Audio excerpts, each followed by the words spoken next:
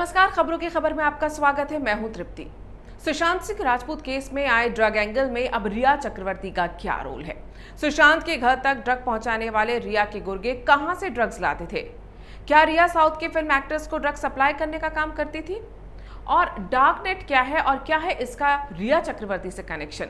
ये वो नए सवाल हैं जो रिया चक्रवर्ती से अब नारकोटिक्स कंट्रोल ब्यूरो अपनी जांच के दौरान पूछने वाला है, क्योंकि सुशांत के घर को ड्रग का अड्डा बनाने वाली रिया की पूरी टीम अब एक्सपोज हो चुकी है। टीम एसएसआर के नाम से बना व्हाट्सएप ग्रुप, इसकी सारी चैट सामने आ चुकी हैं। रिया, पिठानी, दीपेश, श्रुति मोदी के अलावा और भी कई लोग इस ग्रुप के मेंबर्स हैं, जिनके बीच ड्रग्स लाने और लेने सबकी बातें होती थी। अब एक खबर आ रही है कि रिया चक्रवर्ती जिन ड्रग पैडलर से ड्रग्स खरीदती थी, वो डार्क नेट के जरिए विदेश से ड्रग्स मंगाते थे। तो क्या रिया के डार्क नेट से कोई कनेक्शंस हैं? क्या होता है ये डार्क नेट? और ड्रग्स के अलावा और कौन कौन से गैर कानूनी कामों के लिए इसे इस्तेमाल किया जाता है, इस पर मैं आपको आगे बताऊंगी। लेकिन पहले ये जान लीजिए कि कैसे रिया के कनेक्शन डार्क नेट से जुड़ रहे हैं। सुशांत केस की जांच करने के लिए दिल्ली से एनसीबी की टीम मुंबई पहुंची है और रिया के ड्रग्स डीलर्स और पैडलर्स से कनेक्शंस की जांच कर रही है। इसी दौरान कुछ ड्रग पैडलर्स को गिरफ्तार भी किया गया है, जिनसे पता चला है कि रिया के चैट में जिन ड्रग्स का जिक्र किया गया है वो डार्क नेट के जरिए विदेशों से भारत मंगाई जाती हैं।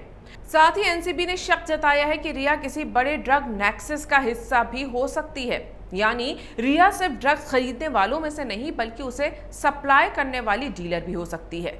सुशांत सिंह राजपूत की बहन श्वेता कीर्ति सिंह ने रिया और टीम एसएसआर की चैट ट्वीट की है, जिसमें रिया, सिद्धार्थ पिठानी और सैमुअल मिरांडा ब्लूकुश जैसी ड्रग लाने की बात कर रहे हैं और मिरांडा ने उसकी तस्वीर भी चैट में शेयर की है।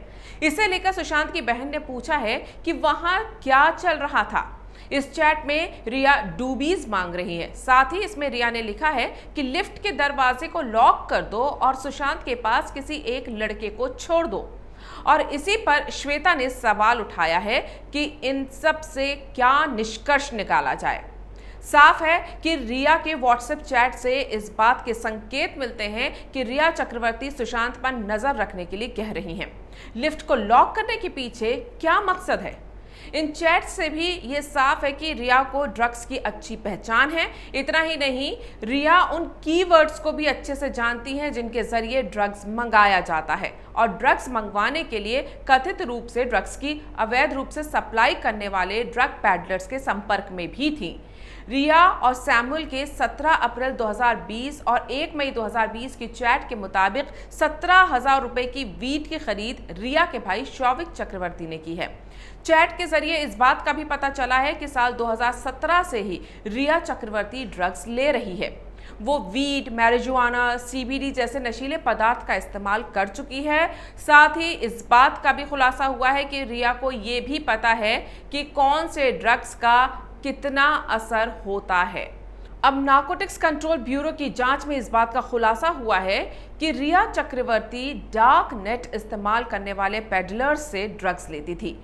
ये डार्क नेट होता क्या है? दरअसल डार्क नेट को अपराध के लिए सबसे खतरनाक प्लेटफॉर्म माना जाता है। इंटरनेट की दुनिया का ये वो काला हिस्सा है जिसके जरिए drugs dealing, contract killing, pornography, hacking जैसे तमाम गैर कानूनी काम किए जाते हैं।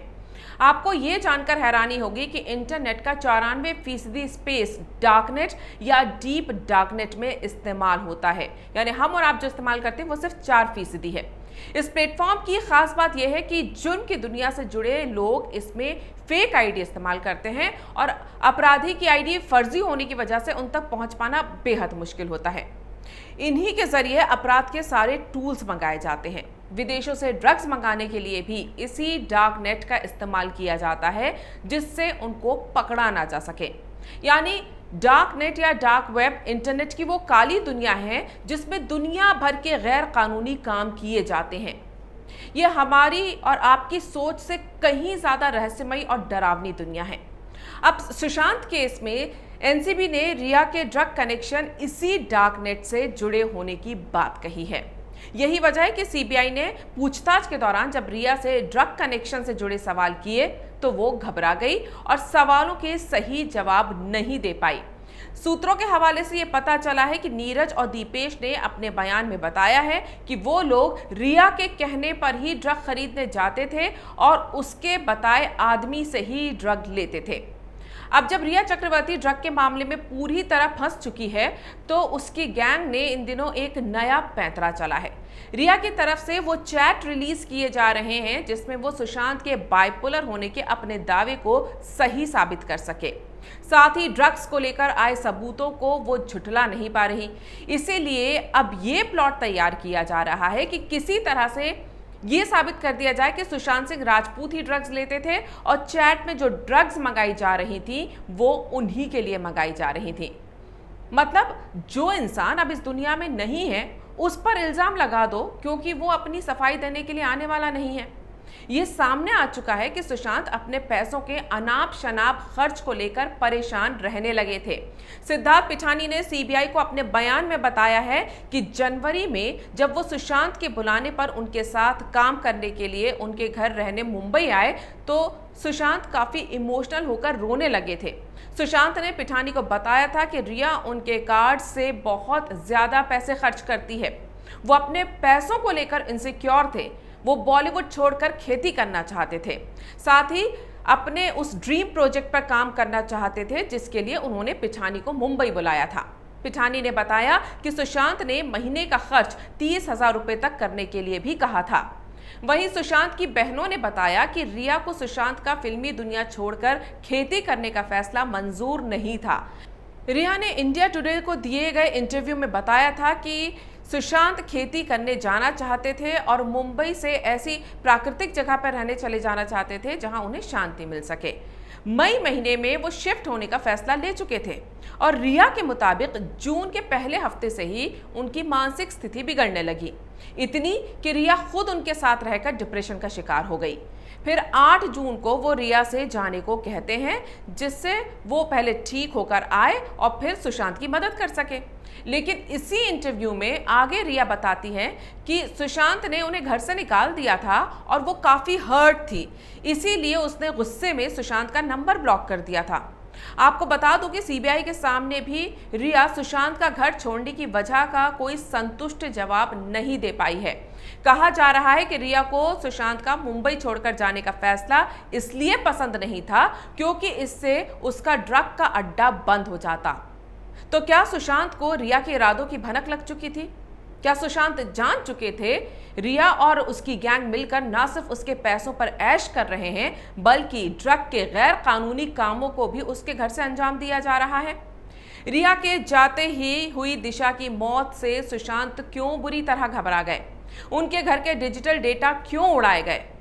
वैसे आपको बता दूं कि सिद्धार्थ पिठानी ने अपने ताज़ा बयान में कहा है कि सुशांत दिशा की मौत से घबराए हुए थे और उन्होंने ही उनसे 10 जून को कहा था कि वो उनके सारे डिजिटल डेटा उड़ा दे। ऐसा क्या था उस डिजिटल डेटा में जिसे वो उड़ाना चाहते थे, ये पिठानी ने अब तक बताया नहीं है।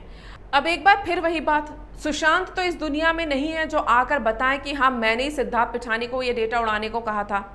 तो फिर ये खबर कैसे आई थी कि रिया ने आईटी एक्सपर्ट्स भेजकर सुशांत के घर के सारे डिजिटल डेटा नष्ट करवाए थे? अब जब एनसीबी ने रिया के कनेक्शन डार्क नेट से जुड़े होने का शक जताया है तो सवाल ये भी उठता है कि कहीं सुशांत के घर से नष्ट किए गए डिजिटल डेटा का संबंध रिया के ड्रग कनेक्शन से तो नहीं है? सुशांत के केस की गुत्थी भले ही अभी उलझी हुई लग रही है लेकिन धीरे धीरे इसकी एक एक गांठ खुलती जा रही है और जब सीबीआई के बाद एनसीबी रिया से पूछताछ करेगी तो सारी गठानें खुल जाएंगी और सुशांत की मौत का एक बेहद चौंकाने वाला सच सामने आएगा। अगर आपको ये वीडियो पसंद आया है तो इसे लाइक करें, शेयर करें और कैपिटल टीवी को सब्सक्राइब करें।